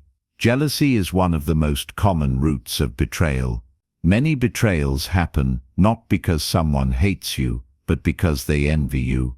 They may envy your growth, your attention, your confidence, your opportunities, or even the love you receive. And jealousy often hides behind friendship. It smiles. It laughs. It congratulates you. But inside, it burns. A jealous person doesn't always want what you have. Sometimes they want you not to have it. So pay attention to people who act strange when you win. People who become quiet when you share good news. People who respond with negativity, doubt, or backhanded compliments. That energy is not neutral. It is a sign that your success is creating discomfort inside them. Another major warning sign is when someone shares your private information too easily. This is a big one. If someone cannot keep other people's secrets, they will not keep yours. If they gossip to you, they will gossip about you. If they casually reveal personal stories about others, they are showing you they have no loyalty code. They may seem friendly, but they are loose with trust, and loose trust is a betrayal waiting to happen. People reveal their future behavior through their present habits. Now here is a deeper sign that many people miss: emotional opportunism. This is when someone stays close to you only when it benefits them. They are supportive when you have something to offer, but absent when you need support. They ask for favors, but rarely give. They take your energy, your time, your advice, your resources, but they don't invest back. This imbalance creates resentment over time, and resentment is one of the strongest fuels of betrayal. Because when someone feels they deserve more than they are receiving, they start justifying disloyalty. They start telling themselves, "I'm not wrong for doing this. They owe me." That mindset is dangerous. Another warning sign is when someone is overly curious about your plans, your finances, your relationships, or your next move. Curiosity is normal, but excessive curiosity can be strategic. Some people gather information not to support you, but to use it later. They want to know your weaknesses. They want to know your direction. They want to know your secrets. Because knowledge gives leverage, and the person who wants leverage is not thinking like a friend. They are thinking like a competitor. Now let's talk about the strongest predictor of betrayal: lack of integrity. Integrity is what a person does when no one is watching. It is their private honesty, their moral backbone. And when someone lacks integrity in small things, they will eventually lack integrity in big things. If someone lies casually, they can betray easily. If someone cheats in small ways, they can cheat in major ways. If someone manipulates people for fun, they can manipulate you too. The mistake people make is thinking, "They wouldn't do that to me." But betrayal doesn't choose victims based on fairness. Betrayal chooses victims based on opportunity. And the more access someone has to your life, the more opportunity they have to hurt you. Now here is the most painful truth. Betrayal often comes from people who feel entitled, people who believe they deserve what you have, people who believe you are lucky, not disciplined, people who believe your success should belong to them. Entitled people don't respect boundaries. They don't respect ownership. They don't respect loyalty. And when entitlement mixes with jealousy, betrayal becomes almost inevitable. So how do you protect yourself? You protect yourself by observing patterns, not promises. You protect yourself by watching actions, not apologies. You protect yourself by listening to your intuition, not your attachment. And most importantly, you protect yourself by keeping your circle small. Not everyone deserves access to your private world. Not everyone deserves your full trust. Trust must be earned through consistency, time, and integrity. Because the truth is, loyal people are predictable. They show up. They stay steady. They don't switch sides. They don't gossip. They don't change their personality based on the crowd. But unstable people, insecure people, ego-driven people, they are the ones who betray. Not always because they are evil, but because they are weak. And weakness is dangerous when it has access to your life.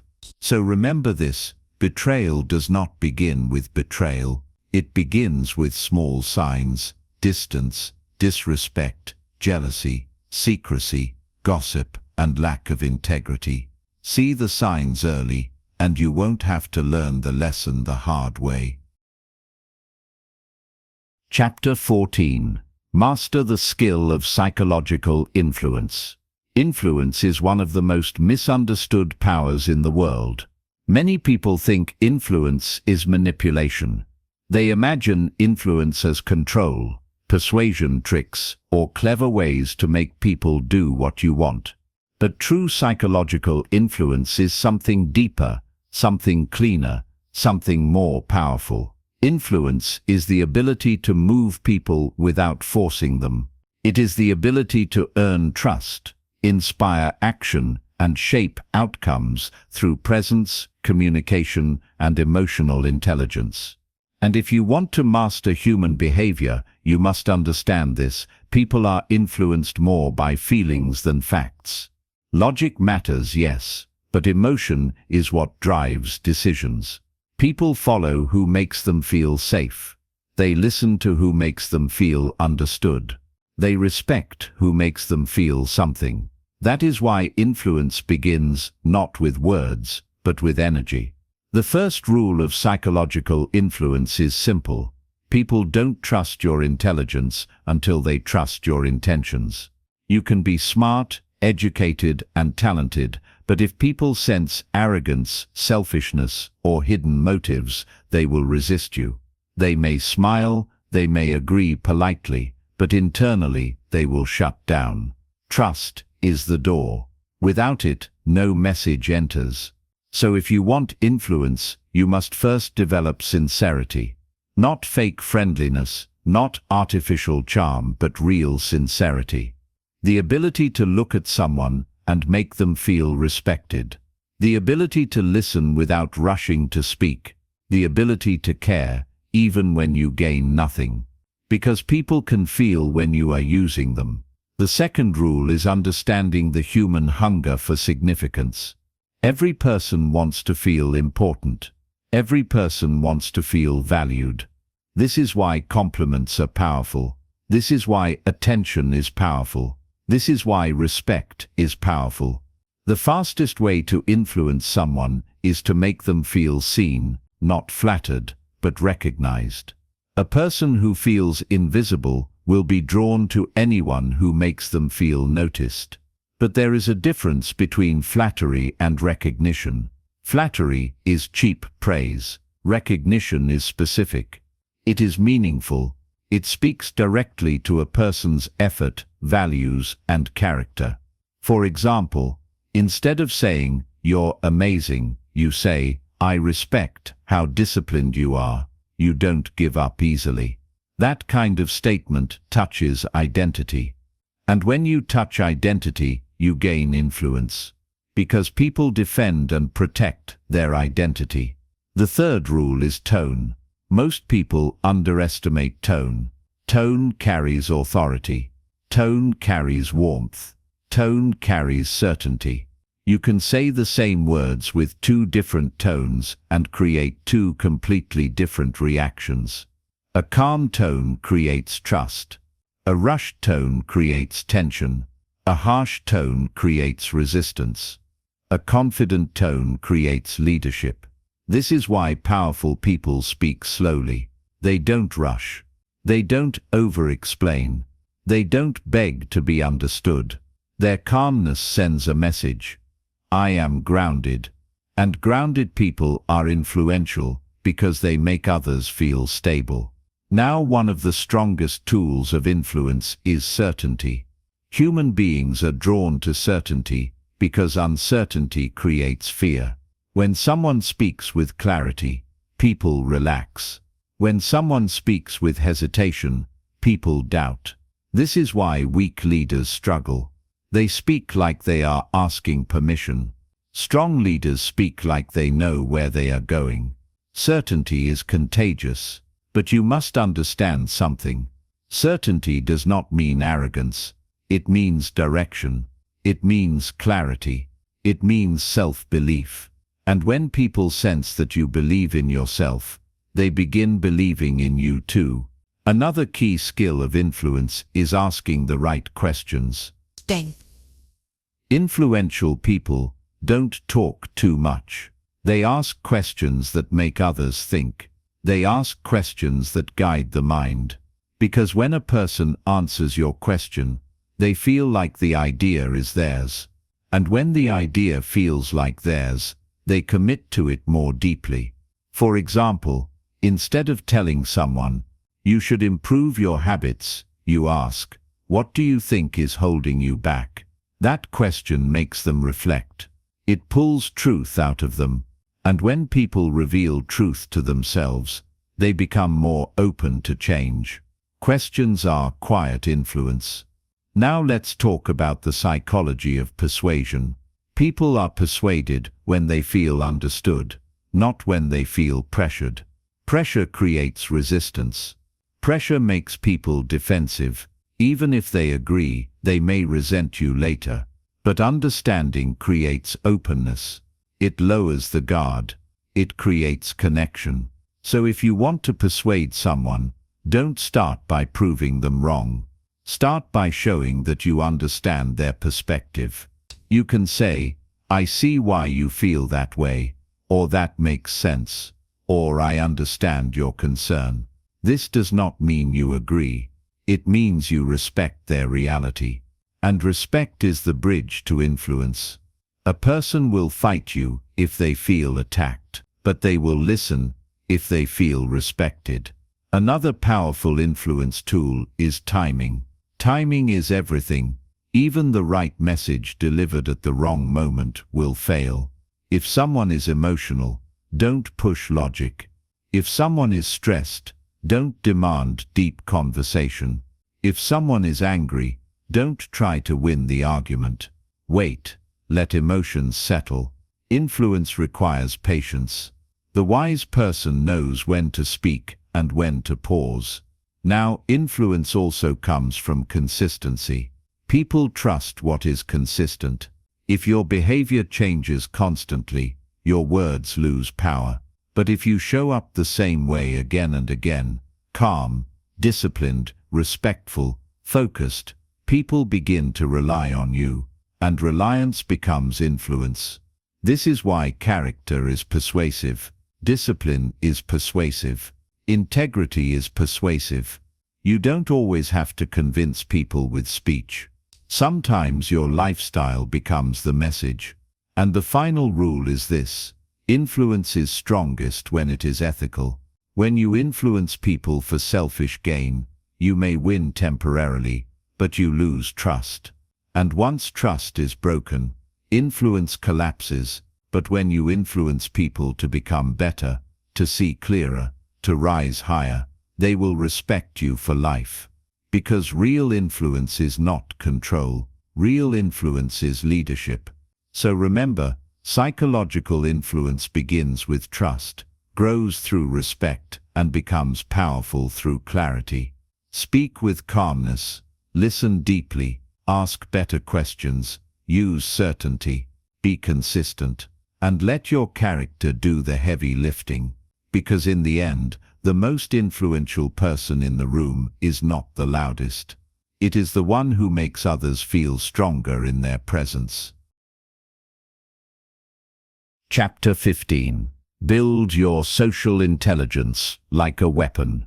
Social intelligence is not luck. It is not a gift reserved for extroverts. It is not something you are born with or without. Social intelligence is a skill, and like every skill, it can be trained, sharpened, and mastered. The reason some people always seem to understand others, avoid drama, and move through life with confidence is not because they are special. It is because they observe more, react less, and think deeper. And if you want to read people like a book, social intelligence becomes your weapon. Not a weapon to harm, but a weapon to protect your peace, protect your future, and protect your time. Because the truth is simple. The wrong people can ruin your life faster than the wrong decisions. Social intelligence starts with awareness. Most people walk through life asleep. They listen, but they don't hear. They look, but they don't see. They enter conversations distracted, emotionally reactive, and hungry for validation. But the socially intelligent person enters the room differently. They are calm. They are present. They are observing. They are reading energy, tone, posture, and patterns. They are not trying to impress. They are trying to understand. This is the first mindset shift you must develop. Stop performing. Start observing. The moment you stop trying to be liked by everyone, your vision becomes sharper. When you're not desperate for approval, you can see people clearly. You notice who is sincere and who is fake. You notice who listens and who only waits to speak. You notice who respects you and who tolerates you. Social intelligence grows when your ego becomes quiet. Now, the next step is emotional control. You cannot read people well if you are emotionally unstable. If you get offended easily, manipulated easily, or triggered easily, you will misread everything. You will react instead of analyze. You will assume instead of observe. You will let your emotions write the story, even when the evidence says something else. The calm person always has the advantage. Always, when you remain calm, you can watch people's reactions without becoming part of their drama. When someone tries to provoke you, you don't respond immediately. You pause, you breathe, you study them.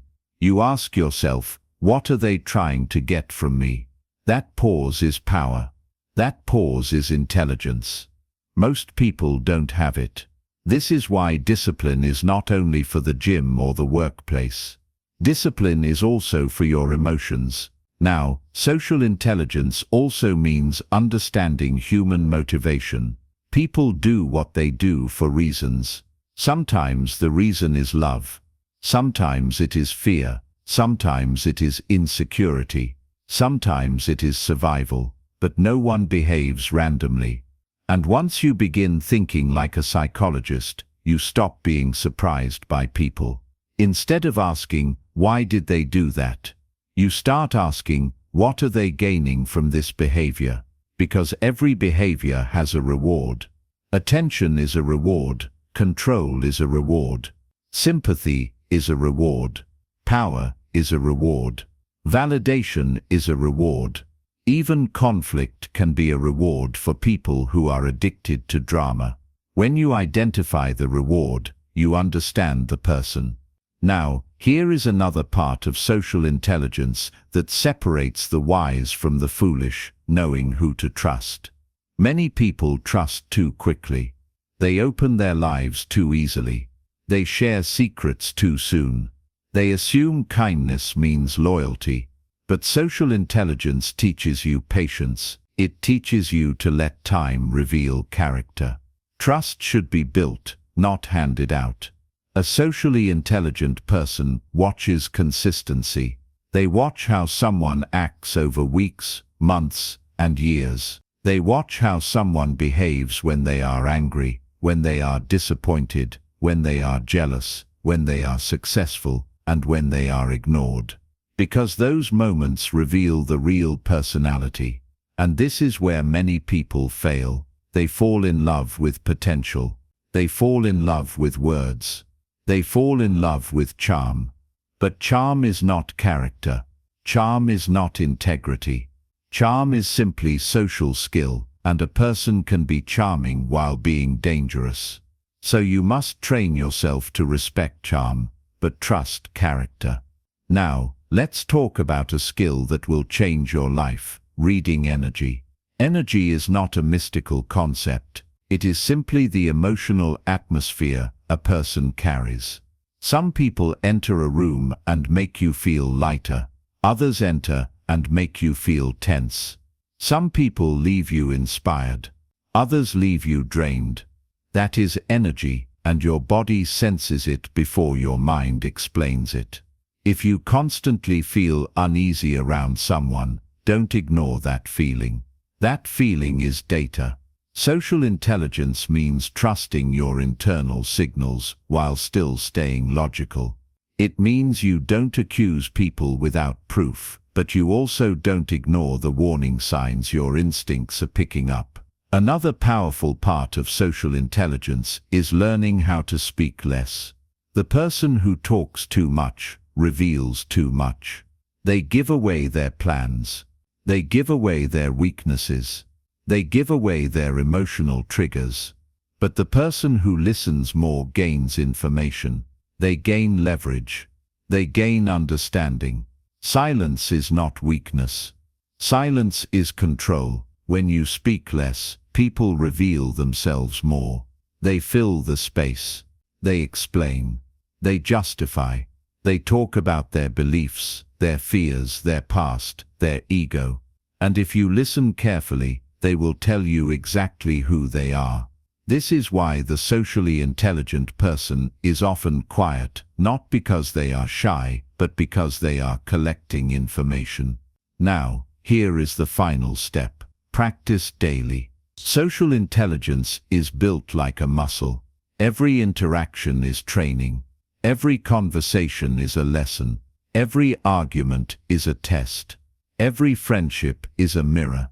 After each interaction, ask yourself, what did I notice? What did I ignore? What patterns did I see? What emotions did they show? What did they avoid?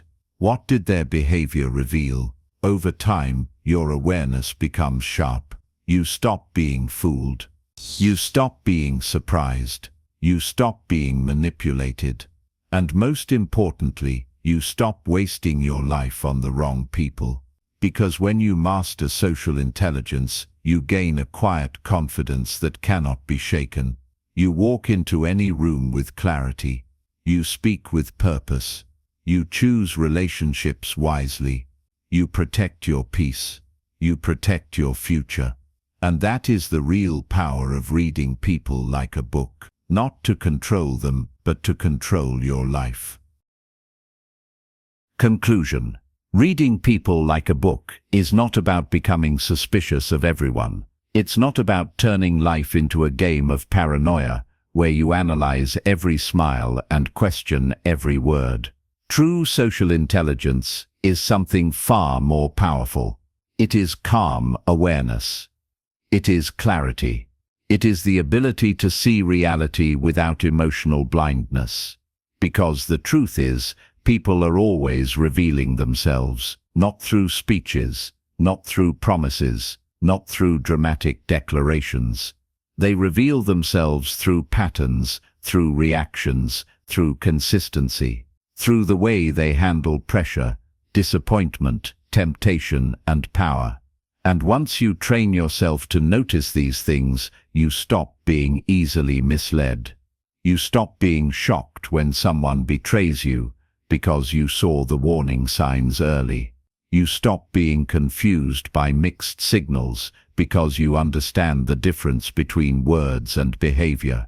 You stop being emotionally controlled by manipulation, because you recognize guilt, victimhood, and mind games before they can take root in your life. This skill changes everything, because life is built on relationships. Business is built on people. Love is built on people. Friendship is built on people. Success is built on people. And the person who understands human nature has an advantage that money cannot buy. But here is the deeper lesson. The more you learn to read others, the more you begin to understand yourself. You begin to notice your own triggers, your own blind spots, your own patterns. You start realizing that you too have a subconscious mind that reacts before it thinks. You too have emotions that influence decisions. You too have weaknesses that need discipline. And that awareness is where real power begins. Because the goal was never just to decode others. The goal was to become untouchable emotionally, to become steady, to become wise, to stop giving your trust too quickly, your energy too freely, and your time to those who do not deserve it. And as you go forward, remember this: observation is a daily practice. The best readers of people are not those who judge quickly, they are those who watch patiently. They listen more than they speak. They stay calm when others become emotional. They study patterns instead of believing excuses. They respect words, but they trust actions. In a world where many people wear masks, your greatest protection will always be your awareness. So take what you've learned and apply it slowly, consistently, and wisely. Watch people in different environments. Notice how they react to power. Notice how they respond to boundaries. Notice how they treat those who can do nothing for them. Notice what triggers them.